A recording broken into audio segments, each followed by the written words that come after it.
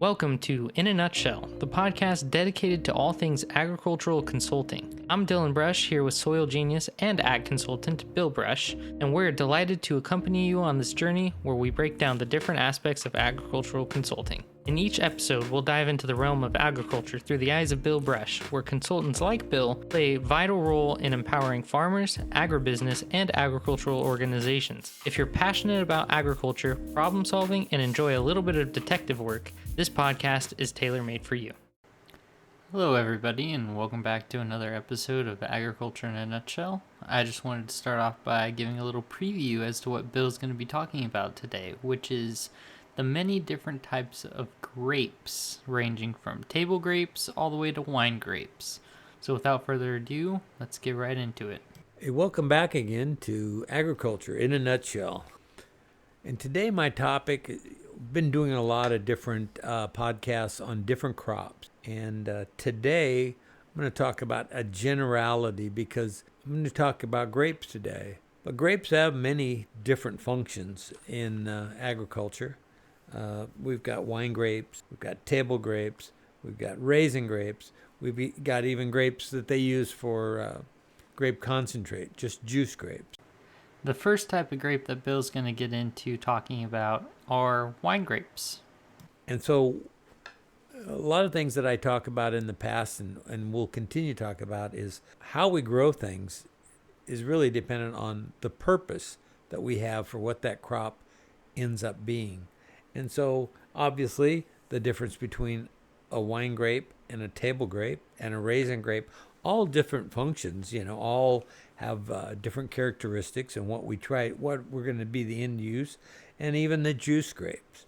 So we look at volume, we look at quality, and in cases of wine grapes, it's not always necessarily a function of quality, because if you take a grape, the berries are perfect, they look fine, there isn't anything wrong with the bunch, but yet because of the way they were grown and the type of soil that they came from and the climate, we get what I call wine character, which means it imparts flavors or characteristics into a wine, the finished product, that takes lots and lots of expertise, the winemaker. And grapes can be made into some fantastic wines, but you can take those same grapes and make terrible wines. So it's really a craft of that winemaker, his expertise to be able to make something very, very special out of a wine grape that somebody else may not be able to do. The other thing too is that understanding that when you maybe cut down on the overall quantity. In other words, a lot of wine grapes are thinned out. In other words, you'll take bunches off of them so that we have smaller crops. And this seems to, in most cases where they're able to control as much of this environment as they can, is that it will impart a different flavor. It'll concentrate flavors better because there's less. It makes common sense that since there's less berries, all of the effort is going to be put into those. One of the things that's different about, of course, wine grapes is most of them are seeded, if not all. They come with seeds. We're not really worried too much about the seed, but the vine is.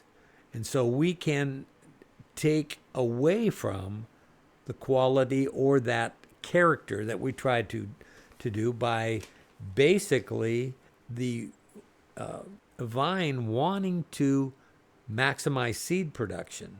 And so if we're not careful, we can get more seeds, less juice, less wine, less character, less quality, and we won't get what we want. So it becomes a very fine line as to what we're trying to do. In some cases, we're trying to do a relatively inexpensive, we'll call it bulk wine for lack of a better word, and we're not near as worried about all of the flavors and characteristics. We're making more of a base for which we'll add other and blend other wines into. So we're just looking at a good solid base. So our the volume we produce becomes more important. And so we do that in a lot of different climates that aren't as cooling and as as good for the what I call the finer, more expensive wines that are grown in real specific climates that do really well. And a lot of it is not just necessarily the temperature; it's how well the wine itself or the grape itself will cool down the juice inside of it in the evenings before it has to get up to high temperatures again. So some of the best wine growing areas have very hot temperatures daytime, but cool down substantially at night, allowing the juice to cool back down. If I know that there's some where the temperature inside the berry can maintain a very, very high temperature when it absorbs heat during the day and doesn't allow it to get cooled down at night, can provide really off quality and off flavored type wines. So lots of things baked into growing wine grapes. One of the things too about without trying to grow high premium, fine character, unique type flavors in wine really starts with a good soil sample. I mean, I know you've heard me say it on a lot of other times, but why would that be so important? You know, I have seen a lot of good wine grapes grown over the years, and one of the things they do is that if you don't know what's in the soil, the first thing I would look at, particularly in wine grapes, is look at where my soil humus content is. Some are labeled as soil humus, some are organic matter, but nonetheless, that's the stabilized portion of the soil there that carries nutrients. And one of the key nutrients is nitrogen. And with that nitrogen that's stored in that soil humus, well, on previous podcasts we've talked about as soil humus rises, there's more nitrogen held. So when you have a soil humus of somewhere around 5%, you're going to have 100 pounds of nitrogen to produce that. And most good wine grape growers like to hold it around 70 pounds. And so some are applying it early to get good early growth, but they have plenty of nitrogen. So if I don't know how much soil humus I have and how much available nitrogen that soil is going to release to my vines, then how am I going to get the right amount of nitrogen to put into it to grow the proper type of vine structure, the proper canopy, to get it so that it grows enough but not too much? Because what we really want that vine to do is stop growing naturally. In other words, it will grow up, the cane will grow up, leaf structure will be put out, and it'll get to a certain point, and at the very end of it, the tip will quit growing, and it will basically harden up, and then it will be the full-size shoot that we want it to be, and make a cane that'll be a good prunable cane to prune to next year, and then we're ready to finish our actual juice and wine that we're going to extract from that. Well, one of the things about getting that every time, and there's been a lot of this done in the past where people will mechanically clip these. Basically, they're growing and growing, and they can't get them to slow down, so they'll literally clip them off, and they'll hedge them so that the density is becoming too much, and they can't get enough sunlight to the grape, so they begin to mechanically hedge. One of the things you do when and this is grapes or any really plant, when you make a pruning cut, first it's going to have to heal that cut, and then you're going to stimulate it to grow more. Well, if you're trying to slow a vine down because it's growing excessively and you're trying to slow down that, pruning is not necessarily the best thing you can do for it. It's going to stimulate away from the grapes, away from the bunches, and put it into healing and forcing new growth. So what we have is we have too much nitrogen at that particular phase of growth. So I'm not going to profess to tell people how to make good wine or what to do. I'm just telling you a little of the plant physiology and what we need to do and why we need to do it. If you look at your nutrients, that nitrogen is something we're going to need for cell division and growth. And then we're going to need phosphate to give us good leaf size, because we need that for energy and to transfer the sugars that are made through photosynthesis and turn them into calories to run this engine that is the grapevine. Then on top of that, we'll need it to continue to generate, good rooting to supply the rest of the nutrients that we need in our grapes. On top of that, once you get to those two things, we need potassium, and potassium in times of stress can really help that grapevine. High temperatures in the daytime where it'll allow your stomatas to work more efficiently because potassium's the key to those guard cells and working properly to exchange gases and lose water to cool itself down and really work on keeping that de-stressed.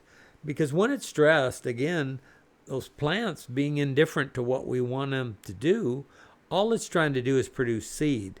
You're trying to produce high quality, high character juice, because that's the part we'll extract and turn into wine. We'll have some characteristics in our skin and seeds, but as we press them, we will basically be left with mostly juice, and that's what we need to do, is put our emphasis on. But when you start to dehydrate it, you basically start to, once those seeds are completely done, we'll start to what we call raisoning, or basically start to shrink down around so that just the seeds left and the skin. So those are the things that we need to really look at and say, okay, we don't want to stress it that much, and potassium's one of the key. Of course, sulfur is also key to making our nitrogen very efficient, but also adding sugars and starches. And I mean complex sugars and starches, which are better for delaying that early fermentation, some of these wild fermentations, because the sugars, the simplest sugar is the first to deteriorate and turn to alcohol, and you don't have as much control as a winemaker if you don't have enough sulfur into that program to get enough of these complex sugars and carbohydrates to really put into that. Because that sugar and carbohydrates are what's going to make the alcohol to be able to get the percentages you want naturally, and not having to just dump, say, a high proof or just pure alcohol to get your alcohol content up where you want to, and not do it naturally through the capability of the grapevine and grape that is able to put those nutrients into that. So as you can see, there is a lot to winemaking. Again, I don't profess to be an expert, but understanding how nutrients play, and keep your eye on the price, what I want the grapevine to do and when it needs to do it. One of the things I see a lot of times is things that are done right at bloom can have an adverse effect. Again, because the plant's indifferent. So you get a lot of shatter, which means a lot of the pollinated berries fall off because they've been interrupted by too much nitrogen or not enough nitrogen or all kinds of things. It's a real fine knife's edge to balance this so that you can get exactly the nutrients you want into your plant and when you want them there. And so then after that, you want to get a nice nitrogen spike. Well, you need to make sure that it's delayed past bloom before we want to kick it into a growth phase again. And one of the things about that is that don't wait too long. Wait until you know that I'm going to need my growth to start in 2 to 3 weeks. That's when that nitrogen should be applied. Again, making sure that I don't have too much already in my soil humus that's going to push it beyond what I need. So it's always getting the total number of pounds that I need and getting them there when they're needed. Now Bill's finished up talking about wine grapes, he's going to move on to talking about our favorite, my personal favorite, tasty table grapes. I think that's enough for the basics of wine grapes. What I want to talk now is we'll go to table grapes. And table grapes are really, again, in the viticulturist hands, really can do a lot of wonderful things for them, but they're very, very sensitive to some of the things that are done. We want large berries. We want things that have a lot of crunch. We have things that are different colors. We want this outstanding color in a grape or whatever. Well, to get those, we need to know what produces those. We do a lot of things with what we call, to get big sizes, we get them at a certain stage of growth. Viticulturists are much better at telling you what's happening and why. I just know that the timing is critical. a day or two in the wrong direction either way can have a profound effect that you're not looking for in these table grapes. With that table grape too, it's basically what you're doing is you're using a product, plant growth regulator, which is called gibberellic acid, and probably shortened to GIB, which is what most people will call it. And that basically sprayed at the proper time, and that's one state of physiology that you need to know before you apply it, when to apply that, and then it will actually increase how fast the cell division occurs. And have it at the right time means that they will grow to a level that they'll be a lot larger around. You'll see some really large table grapes these days, and yet still they will carry the proper crunch. They'll be very, very crunchy. They burst into a lot of flavor. And the other thing is, which is also a characteristic that they have to breed for, is how well will it store, because grapes need to be able to have a long shelf life. You need to understand how to get proper amounts of sugar and make complex sugars so that they have longer shelf lives. Some varieties inherently are better at doing that than others, and so they are, and by their very nature, are going to have good shelf lives. We can keep and grow a little bit better shelf life by getting enough sulfur and keeping those complex carbohydrates, because everybody at a certain level wants them to be sweet but not overripe, and that's a fine line. Again, there's guys that are much better at this than I am. I'm just the guy that likes to grow the grape and understand what it's trying to do and what you want to do, and point out some of the characteristics, like most all table grapes are seedless. Nobody wants to bite into them and then have these crunchy seeds in there that we have to either spit out or take out with our fingers. And we want them nice, easy. Put that in, that nice flavorful crunch and a burst of flavor with no seeds. But if you take that seedless grape and the way it's been bred, and you cut that berry open and look at it, you can see some little dark areas that are like a real concentration of cells. And what that is he fooled that plant into thinking that it's got seeds there. It's still trying to reproduce. As I said all the time, that reproduction is what all plants are about. And so because of that, that mass of cells is what that plant realizes, or it envisions, is its seed. So it's going to take care of that. And so it will grow around that, develop, everything will be the same. And then it'll get a certain point where if you're trying to grow them past when they are able to be still hanging, they will start to deteriorate on the vine and go to what they're trying to do, which is make seed and dehydrate around that seed and basically be ready for reproduction.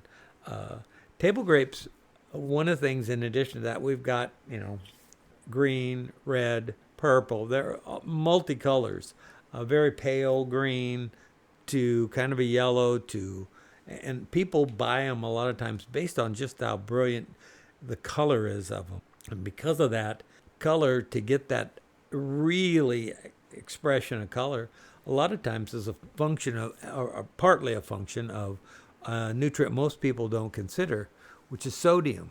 Sodium has a big effect. If you want to enhance color and you're devoid of sodium, you'll have a hard time getting and maintaining the color you want.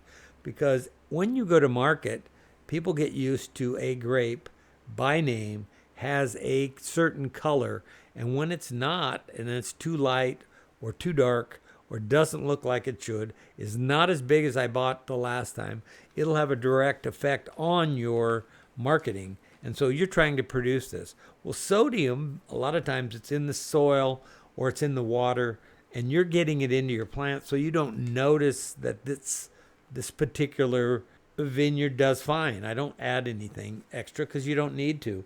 But go over here where you have a real high quality or real pure water, and you're not adding any sodium to it in any way. All of a sudden, you may have trouble with color because you're devoid.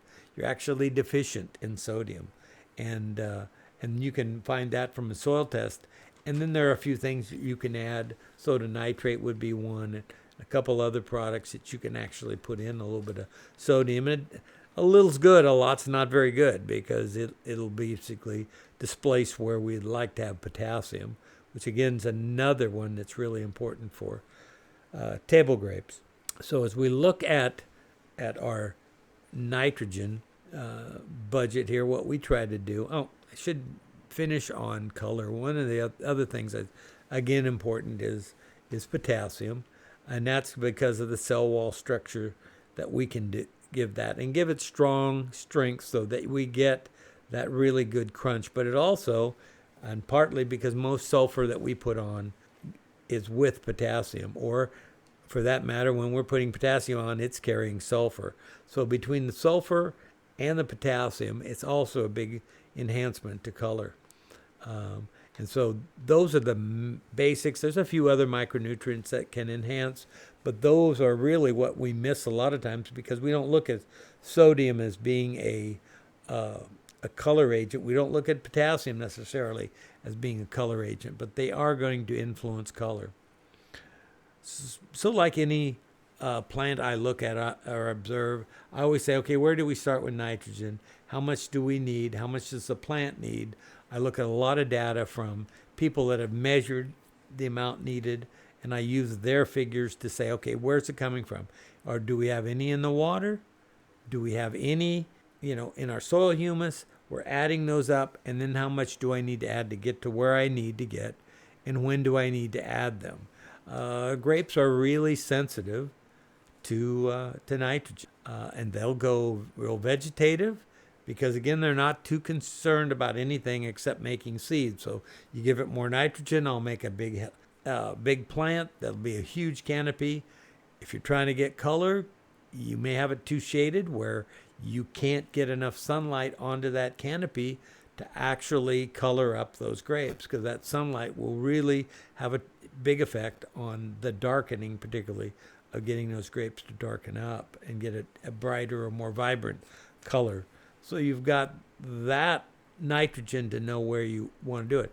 If you don't know how much you have, it's very difficult to figure out what it is you need. One of the things about nitrogen, it's usually in almost all organic situations, it's the one that's hardest to get to the plant in the volume it needs when it needs it. A lot of the organic nitrogen sources are slow release, and so we need to be applying that for several years to get them so that we get a consistent release all the time of nitrogen, rather than the commercial, which is available all the day you apply it, and you're going to have a short time to pick that up before it's basically moved out of the soil profile. So nitrogen, knowing what's in the soil humus, knowing what's in any other carbon material that you may have added that's not into the soil humus form yet, that's something that you need to pay close attention to. But normally, because of the nitrogen, how sensitive it is to it, and how for the volume and everything that it grows, it really is not a limiting factor. Most times you can always put enough on for what you're trying to do. And by also doing that, it makes it a very good candidate for organic production. A lot of people say, well, I only do organics, but I only grow wine grapes. Well, that's pretty easy to do. But if you go to a high demand crop that needs a lot of nitrogen at one point in time, in other words, in this big growing phase, a good example would be on tree crops like almonds, or even some of our stone fruits, which grow rapidly at certain parts of their growing cycle. With those things, that nitrogen's got to be there and available to get size, to get numbers, to get growth, all at the same time. So we really need to pay close attention to the crop, but grapes is one that lends itself very well to organic situation, just because I can almost always get enough nitrogen there. I just need to be careful to not put too much, and that leads to other problems in terms of disease, particularly things like a lot of the fungal diseases will pop up in the right conditions because fungus is also looking for that excess of nitrogen that these plants are exuding, so that will come into play. But those table grapes are also varied by what type they are and what their length of growing time is, and you have to put all of those into your formula Because if you treat an early variety that's just exactly along the same timeline and same fertility program that my late maturing varieties are, you're not going to be nearly as successful. You're either shorting the front ones and the back, and the ones that are later to ripen at the end won't be near as good, or they'll be good and the front ones will be bad, or the front ones will be perfect and the back ones will be bad. So that's why you need to fertilize for timing, and we need to look at where things are, when the maturity is, when the berry size, when we put our jib on them, when we look at when we want to harvest them, how big a crop, whether we need to remove bunches to get the proper volume that we want to produce. All of those things come into play. Very, very interesting crop to be around, because as a farmer, you have a lot of control over exactly what you're doing and how you're doing it. And there are several recipes for people out there growing them that give them different results. And everybody's got a really secretive type of formula on how to do the best with these, and have a marketing edge when they take it to market, that yours are of a different quality as they go to market. That third... Now that Bill's finished up talking about table grapes, he's going to get into talking about raisins. Grape use is raisins. And raisins are, again, we're looking at what are we trying to do? We're trying to grow a lot of flesh, and we want to grow a lot of what I call solids. And again, you get back to a lot of sulfur is one of those keys that gives us these complex carbohydrates and sugars and starches that we can implant into that raisin, because what we then do is, of course, is dehydrate them, and we take all the water away. Well, if it's all water and no solids, we get fairly puny, small raisins, really tiny ones. We don't get the nice big ones that we're trying to seek. So we need to make sure that we are putting enough sulfur and keeping the potassium levels up. And that also, depending on your source, you can get sulfur then. You may want to start with some sulfur early to get your nitrogen more efficient. And there's sulfur is just a great, great product.